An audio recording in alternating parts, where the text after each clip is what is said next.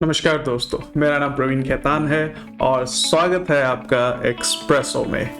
हम आईपीओ के ऊपर एक सीरीज लेके आ रहे हैं और उस सीरीज की ये है 5वीं वीडियो। इस वीडियो में हम डिस्कस करेंगे 8 ऐसे मेजर पॉइंट्स जिसको किसी भी बिगिनर को आईपीओ में इन्वेस्ट करने से पहले ध्यान रखना चाहिए। बहुत ही सिंपल पॉइंट्स है। अगर आप इन पॉइंट्स का ध्यान रखते हैं तो चांसेस है पूरे कि आप खराब आईपीओ में इन्वेस्टमेंट या गलत कंपनी में इन्वेस्टमेंट नहीं करेंगे। आपकी आईपीओ सिलेक्शन काफी बेहतर हो जाएगी और आप ध्यान से इस वीडियो को लास्ट तक जरूर देखें और इन सिंपल पॉइंट्स को समझें जिससे कि आप आईपीओ में अच्छा इन्वेस्टमेंट कर पाए। सबसे इंपॉर्टेंट पॉइंट होता है कि जब भी आप आईपीओ में इन्वेस्ट करें तो मार्केट कंडीशन को ध्यान रखें। ज्यादातर इन्वेस्टर्स मार्केट कंडीशन पे ध्यान नहीं देते, वो ये देखते हैं कि भाई कंपनी का नाम कितना है, कितना बड़ा मार्केट शेयर है, कितने का प्राइस मिल रहा है और भी बहुत सारी चीजें वो मेहनत करते हैं पढ़ने के लिए।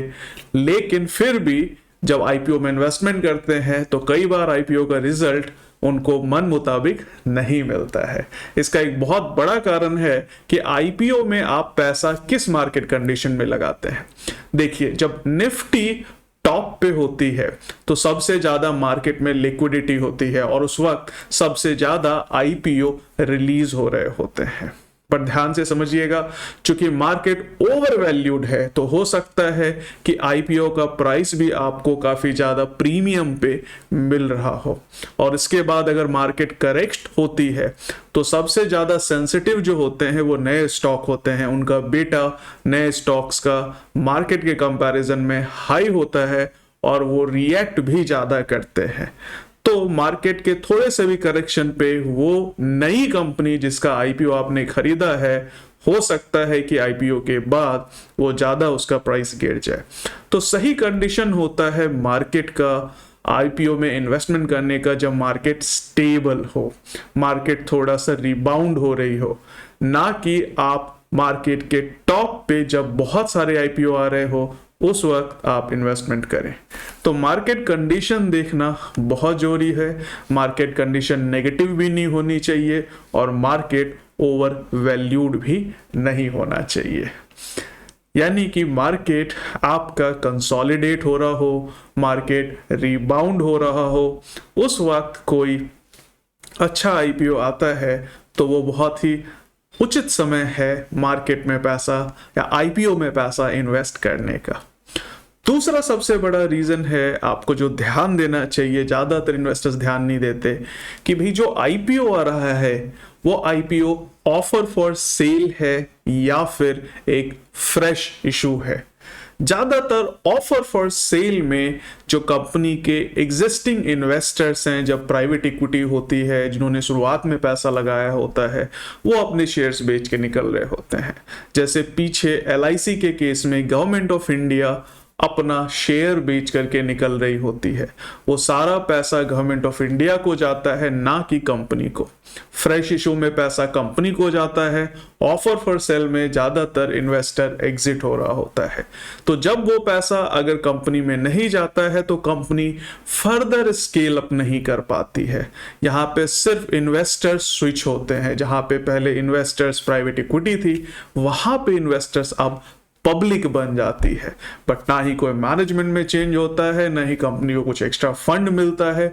तो जो कंपनी की ग्रोथ होती है वही होती है जो पहले से चली आ रही है। तो एक पुरानी company, stable company, mature company जैसे कि एलआईसी थी, एलआईसी के केस में हमने देखा, ठीक है, इनका ग्रोथ इस बात पे डिपेंड करता है कि उसमें और कितना नई पॉलिसी आ रही है, कैसा नया मैनेजमेंट आ रहा है और कितना ज्यादा नया फंड आ रहा है ताकि वो स्केल अप कर पाए। अदरवाइज वो एक मैच्योर कंपनी है और अपने जो स्टेबल ग्रोथ रेट है उसी पे वो ग्रो करेगी और बहुत ज्यादा आप एक्सपेक्ट नहीं कर सकते हैं। तो ऑफर फॉर सेल में देखिए क्या है कि अगर कंपनी का मालिक खुद बेच के भाग रहा है तो हम क्यों लें। तो ऑफर फॉर सेल को बहुत सोच समझ के आपको इन्वेस्टमेंट करना चाहिए। दूसरा, अगर फ्रेश इशू है तो आपको यह ध्यान देना होगा कि भाई ये पैसा जो कंपनी में जा रहा है, इस फंड का यूज कंपनी क्या करेगी, क्योंकि कंपनी अगर फंड का यूज प्रॉपर नहीं करती है तो वो फंड का वेस्टेज है और फिर से ग्रोथ नहीं मिलेगी, कैश फ्लो नहीं बढ़ेगा, प्रॉफिटेबिलिटी नहीं बढ़ेगी, तो शेयर्स के प्राइस भी नहीं बढ़ेंगे। तो ये कहाँ मिलेगा कि भाई यूज ऑफ फंड क्या है कंपनी का? इसके लिए आपको रेड हेयरिंग प्रोस्पेक्टस जो है या ड्राफ्ट रेड हेयरिंग प्रोस्पेक्टस जो है उस पर ध्यान देना पड़ेगा। उसको कैसे पढ़ते हैं इसकी वीडियो भी मैंने एक बनाई हुई है, लिंक आपको डिस्क्रिप्शन में मिल जाएगा या ऊपर अभी पॉपअप करेगा, आप वहां से भी क्लिक करके देख सकते हैं कि रेड हेयरिंग प्रोस्पेक्टस को कैसे पढ़ते हैं और कैसे पता लगाएंगे कि यूज ऑफ फंड क्या है। अब तीसरा इंपॉर्टेंट पॉइंट है, ये खासकर वॉरेन बुफे ने भी बार बार बोला है कि मैं उस कंपनी में या उस बिजनेस में पैसा नहीं लगाता जिस बिजनेस की मुझे समझ नहीं है। ये बहुत ही बेसिक सी चीज है। आपको ये समझना होगा कि अगर कोई कंपनी है जिसका आईपीओ आ रहा है तो उसका रेवेन्यू मॉडल क्या है। जैसे अगर मैं आपसे पूछूं कि गूगल पे कैसे पैसा कमाता है तो आपको पता होना चाहिए कि यूपीआई के तो कोई चार्ज लेता नहीं है, फिर कैसे कमाता है। तो फिर आपको एक्चुअल में जिस बिजनेस में भी आप पैसा लगा रहे हैं उसका रेवेन्यू मॉडल आपको पता होना चाहिए, उस कंपनी का मार्केट शेयर पता होना चाहिए, कंपनी किस तरह के इंडस्ट्री में काम करती है, it's a monopoly, duopoly, oligopoly. ये बहुत इंपॉर्टेंट है कि कंपटीशन कैसा है और मार्केट शेयर कैसा है। ये कुछ एक बहुत इंपॉर्टेंट पॉइंट है जिस पे सिर्फ आपको ध्यान देना है। और फाइनली मैनेजमेंट टीम कौन है, क्या ये पूरा वन मैन शो है या एक प्रॉपर क्वालिफाइड मैनेजर्स की टीम है जो कि कंपनी को मैनेज कर रही है। दिस इज वेरी इंपॉर्टेंट जब आप आईपीओ में पैसा लगाते हैं तो। इसके अलावा हाँ, आपको राइट प्राइस पे भी ध्यान देना चाहिए। अब पता कैसे चले कि राइट प्राइस क्या है, क्योंकि अगर आप अलग अलग ब्लॉग्स पढ़ते हैं जब आईपीओ रिलीज होता है तो कोई कहता है कि भाई इसका प्राइस 2000 होना चाहिए। फॉर एग्जाम्पल अभी जब LIC का आईपीओ आया तो कुछ लोगों ने बोला इसका प्राइस 2000 होना चाहिए, कुछ लोगों ने बोला 1500 होना चाहिए, कुछ ने बोला 1000 होना चाहिए, कुछ ने बोला 400 होना चाहिए। तो उसका राइट प्राइस क्या होना चाहिए?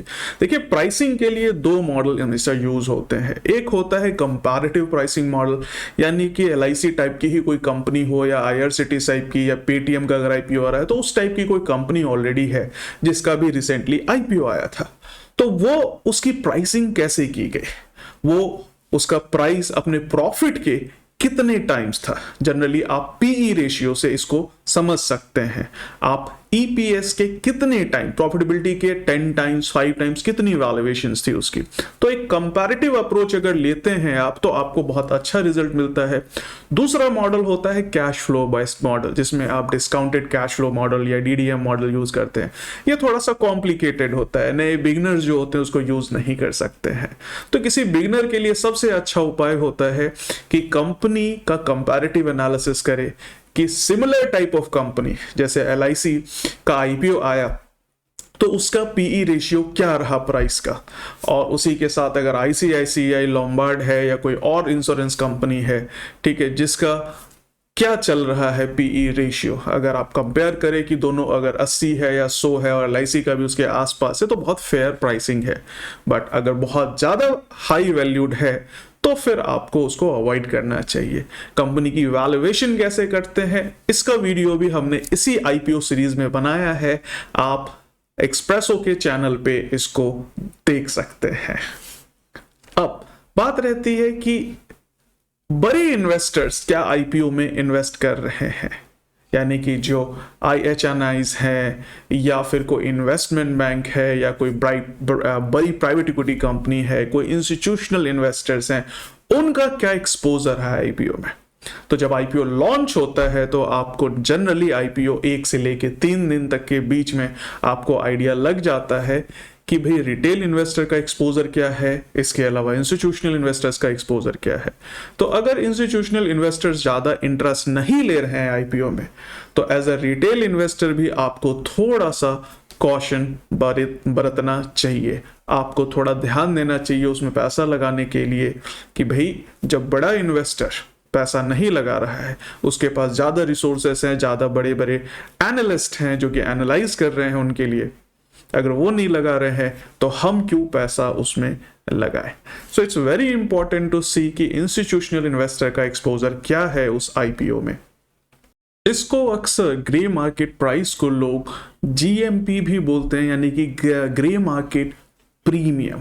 और ग्रे मार्केट प्रीमियम को यूज किया जाता है एस्टिमेट करने के लिए कि आईपीओ का प्राइस क्या होगा।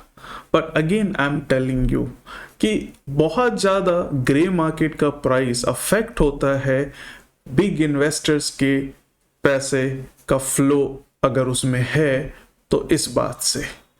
तो ग्रे मार्केट प्रीमियम यस आपको एक आइडिया दे देता है, अगर बहुत ज़्यादा डिस्काउंट है ग्रे मार्केट में तो नहीं लेना चाहिए, अगर ग्रे मार्केट में बहुत ज़्यादा हाई प्रीमियम पे मिल रहा है तो उसको कंसीडर किया जा सकता है कि हाँ लिस्टिंग के बाद भी इसका प्राइस ऊपर जा सकता है। दो इसकी कोई गारंटी नहीं है बट आप इसको कंसीडर कर सकते हैं। जीएमपी एक वाइडली नोन फैक्टर है और बहुत ईजिली अवेलेबल है बहुत सारी वेबसाइट्स पे। हाँ, ये गलती अक्सर आप करते हैं कि नए इन्वेस्टर्स हाइप बहुत ज्यादा जिस शेयर का हो रहा है उसको जरूर अप्लाई करते हैं, जैसे कि पीछे आईआरसीटीसी का आया आईपीओ, या फिर पेटीएम का आया, या फिर एलआईसी का आईपीओ आया। ठीक है, तो आप सिर्फ ये देख के खरीदते हैं कि हर कोई इसके बारे में बात कर रहा है। ध्यान रखिए इस मार्केट में हर्डिंग बिहेवियर हमेशा नुकसानदायक होता है। ठीक है, तो हर्डिंग बिहेवियर नहीं होना चाहिए, आपको अपनी एनालिसिस खुद करना चाहिए। दूसरे के दिखावे पे दूसरे क्या कर रहे हैं उस पे इन्वेस्टमेंट नहीं करना चाहिए। अपनी रिसर्च, अपनी एनालिसिस, अपनी अक्ल जरूर लगाएं। फाइनली एक चीज हर कोई रेकमेंड करता है, वो मैं भी रेकमेंड करता हूं कि कोशिश कीजिए कि थर्ड डे को मॉर्निंग में या आफ्टरनून तक आप अप्लाई कर दें। उस वक्त तक आपको आइडिया लग जाता है कि रिटेल का पार्टिसिपेशन क्या है, फाइनेंशियल इंस्टीट्यूशंस जो हैं उनके जो इंस्टीट्यूशनल इन्वेस्टर्स हैं उनका पार्टिसिपेशन क्या है आईपीओ में, या एचएनआईज का पार्टिसिपेशन क्या है। तो आपको प्रॉपर आइडिया लग जाता है कि हाँ बड़े इन्वेस्टर्स भी पैसा लगा रहे हैं। आईपीओ कितनी टाइम सब्सक्राइब हुआ है, 5 टाइम्स, 2 टाइम्स, 3 टाइम्स। अगर 3 से 4 बार सब्सक्राइब हो चुका है या 5 बार सब्सक्राइब हो चुका है, ओवर सब्सक्राइब, तो चांसेस होते हैं कि लिस्टिंग के बाद वो आपको अच्छा रिजल्ट दे। तो third day it is recommended कि आपको इन्वेस्टमेंट करनी चाहिए। तो आपने समझी ये 8 सिंपल बातें जिससे कि आप अच्छा आईपीओ सेलेक्ट कर पाएंगे, गलत टाइमिंग आपकी नहीं होगी और आपको बेहतर रिजल्ट मिलेगा। तो अगर एक्चुअल में आपको बहुत अच्छे से चीज़ों को समझना है तो सब्सक्राइब जरूर करिए। अगर आपको कुछ जानना, सीखना, समझना है, कोई डाउट है तो कमेंट बॉक्स में कमेंट जरूर करिए और इस चैनल को दोस्तों के साथ भी जरूर शेयर कीजिए। मिलते हैं अगले एपिसोड में, तब तक के लिए बाय बाय।